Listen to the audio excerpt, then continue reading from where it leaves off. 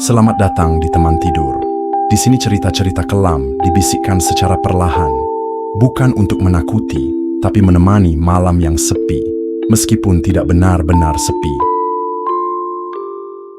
Nama pemuda itu Rama, mahasiswa tingkat akhir dari Jakarta yang tengah menjalani program KKN di sebuah desa terpencil di Banyuwangi, tepatnya di Desa Alasgiri. Desa yang dikelilingi kebun kopi dan hutan pinus yang kerap diselimuti kabut. Selama 2 bulan ke depan, Rama ditugaskan membantu pelatihan pengolahan hasil panen di Balai Tani Alasgiri yang letaknya hampir 6 km dari rumah tempat tinggalnya, rumah Pak RT yang sederhana terletak di tengah kampung. Untuk menuju Balai Tani, ia harus melewati jalan sempit berliku, memotong hutan kecil yang katanya jadi jalur macan kumbang. Tapi Rama bukan tipe penakut.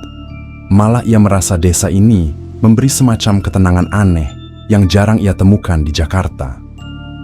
Hari ketiga sejak ia mulai bertugas, ia melihat seorang gadis berdiri di pinggir jalan hutan. Rambut panjang, wajah lugu, mengenakan kebaya krem sederhana dan kain batik. Tatapannya kosong tapi manis. "Dik, mau kemana?" tanya Rama sambil memberhentikan motornya. "Aku mau pulang, Kak.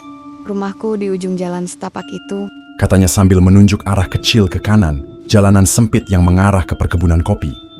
Jalan itu seperti jarang dilalui, berumput tinggi dan agak licin. Sejak hari itu, Rama sering melihat gadis itu di tempat yang sama. Kadang pagi, kadang sore.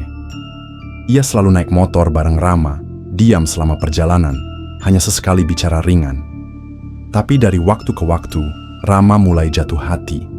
Bukan hanya karena wajahnya, tapi karena ada aura damai yang sulit ia jelaskan. Ia pernah bertanya, "Namamu siapa?" "Namaku Ratna, Kak." Tapi setiap kali Rama menawarinya untuk dikenalkan ke teman-temannya di posko KKN, Ratna menolak. Rama mulai merasa aneh.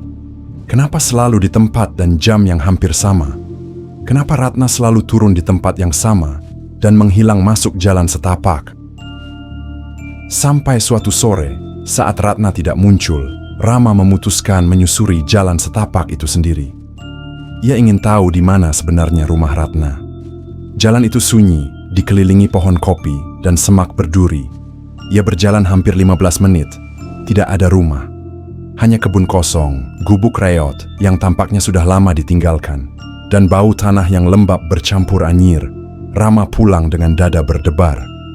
Malamnya, ia memberanikan diri bertanya pada Pak RT. "Pak, kalau perempuan muda, cantik, namanya Ratna, tinggal di ujung jalan setapak dekat kebun kopi, itu siapa ya?" Wajah Pak RT langsung berubah pucat. Ciri-cirinya?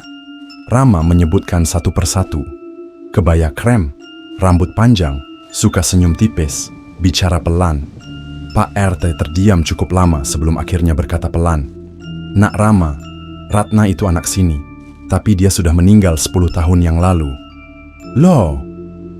"Dia diculik waktu pulang dari pengajian, diseret ke kebun kopi, diruda paksa, dibunuh.